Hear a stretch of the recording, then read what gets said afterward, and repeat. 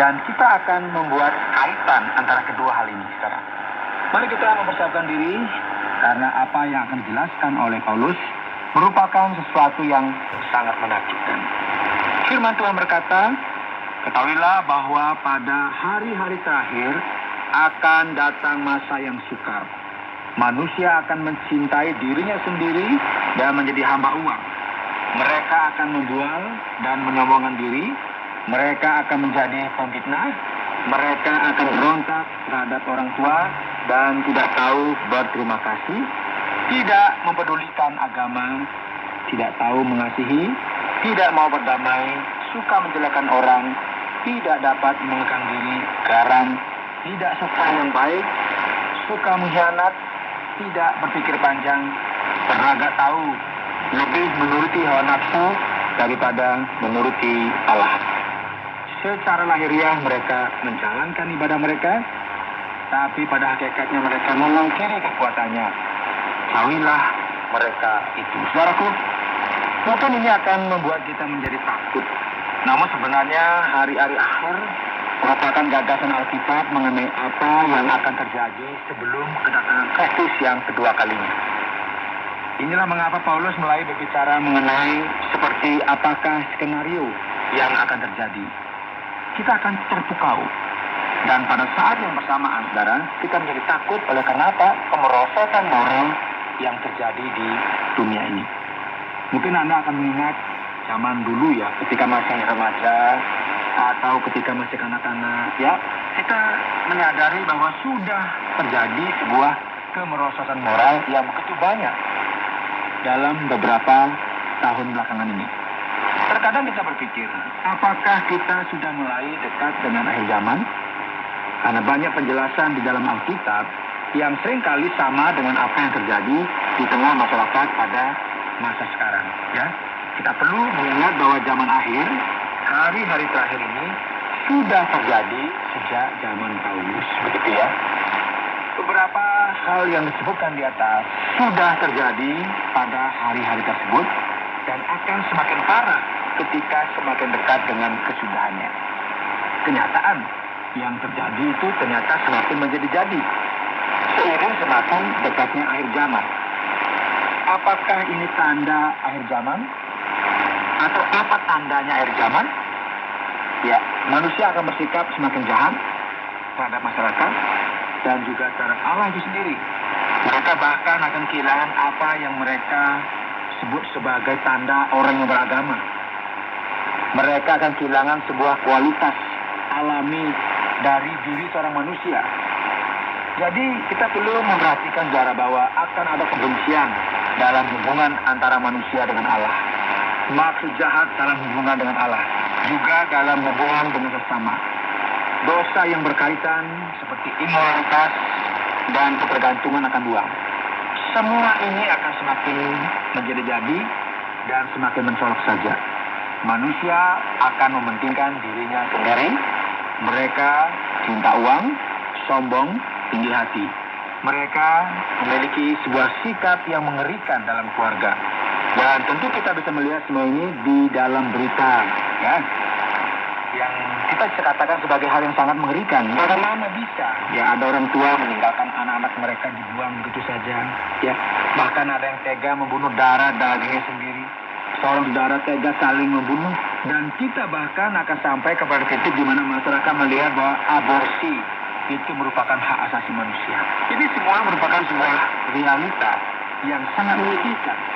Karena kita akan melihat bahwa seorang akan melawan orang tuanya. Tidak ada kasih dalam keluarga.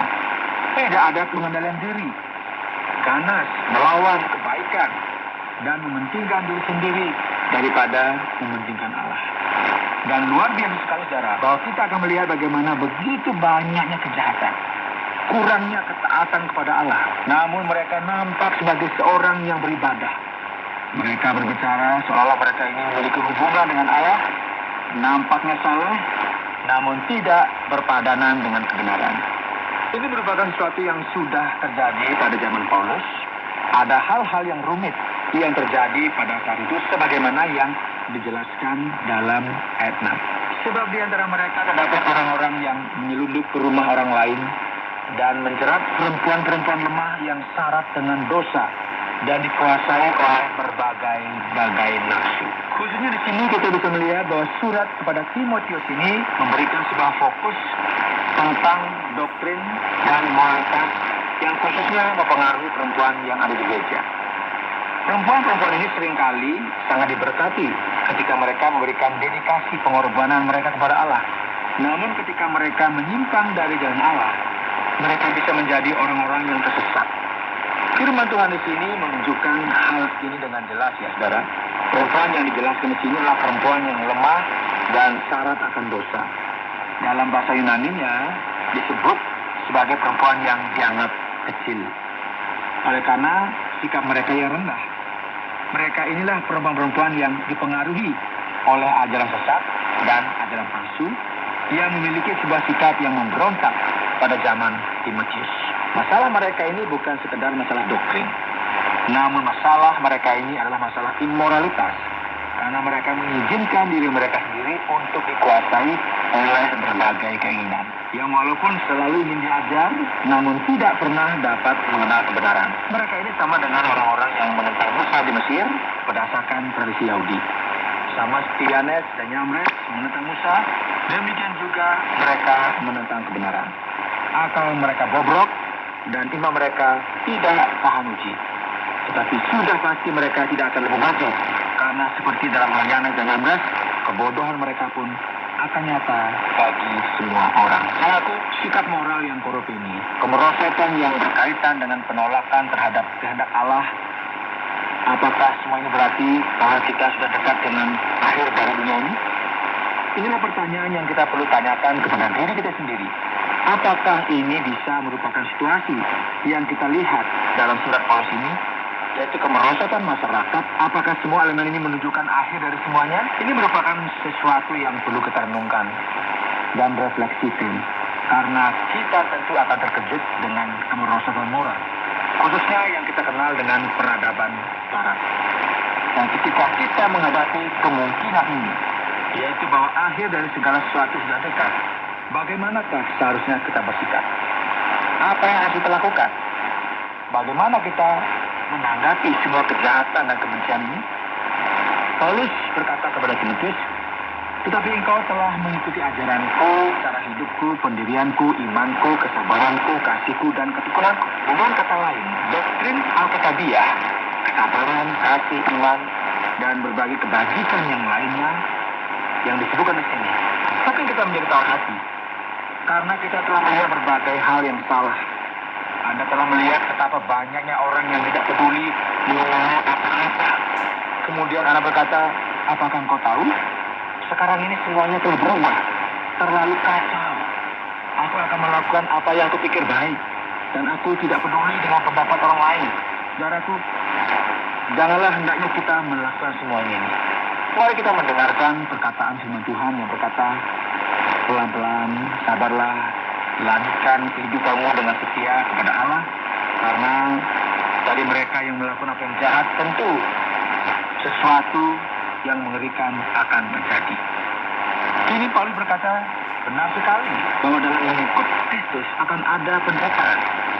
Dia berkata bahwa ia sendiri telah dianiaya beberapa kali dan menderita dengan hebatnya. Dia berkata mengenai apa yang terjadi kepadanya di Antiokhia, Ikonium dan Listra.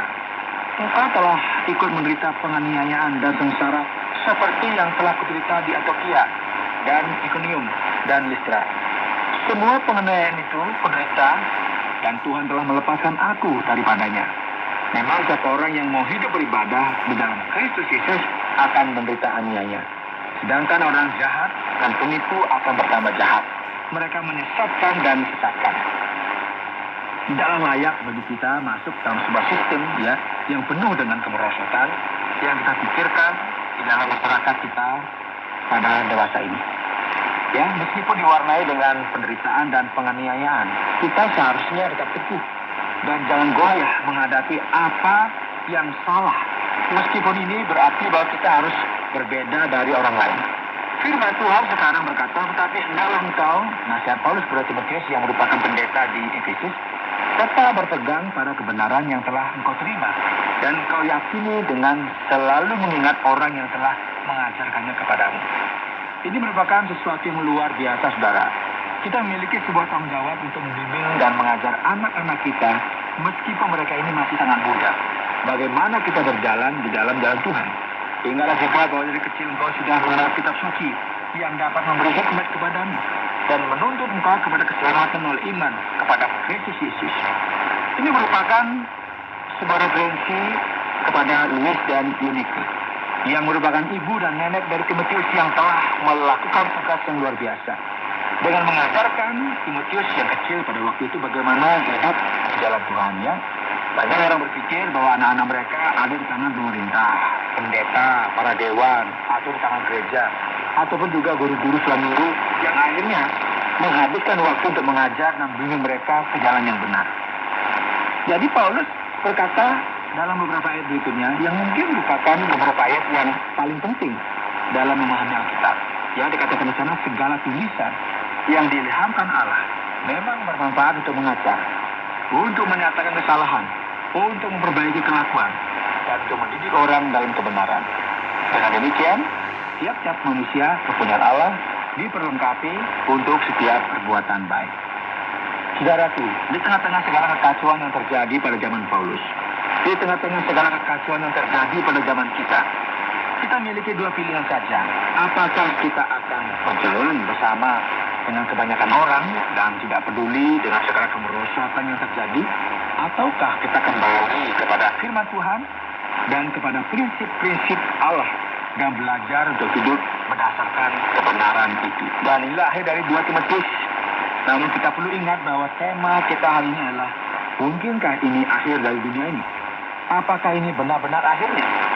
Meskipun akhir segalanya semakin dekat, saudara, kita perlu selalu ingat supaya hidup kita didasarkan, ya, kepada apa yang tertulis dalam firman Tuhan. Meskipun mungkin orang lain melakukan hal-hal yang berbeda, namun kita perlu berbeda dengan orang lain.